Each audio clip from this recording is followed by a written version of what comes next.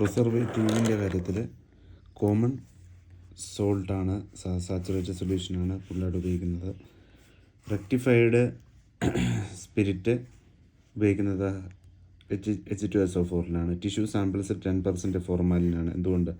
Cellular structures preserve ചെയ്യും, metabolic cycle stop ചെയ്യും. അതുപോലെ തന്നെ ഈ നമ്മുടെ റെക്ടിഫൈഡ് സ്പിരിറ്റ് കനോട്ട് ബി 90% എത്തനോളാണ്. ഇത് cannot be used in alcohol ether phosphorus, chloral hydrate, ഫീനോളിനൊന്നും ഉപയോഗിക്കാൻ പറ്റില്ല. പിന്നെ അതുപോലെ തന്നെ ബ്ലഡ് വിട്രിയസിലുമൊക്കെ നമ്മൾ സോഡിയം ഫ്ലൂറൈഡ് 10 mg/ml ആണ് പ്രിസർവേറ്റീവായിട്ട് ഉപയോഗിക്കുന്നത്.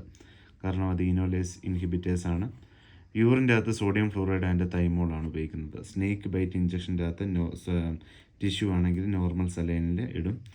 വൈറോളജിക്കൽ സാമ്പിൾസിൽ 50% ഗ്ലിസറോളാണ്, 50% ഗ്ലിസറോൾ.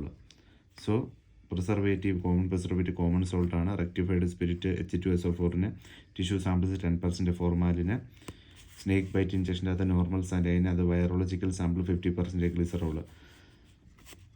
പിന്നെ യൂറിൻ്റെ അകത്ത് sodium fluoride and thymol. Thank U.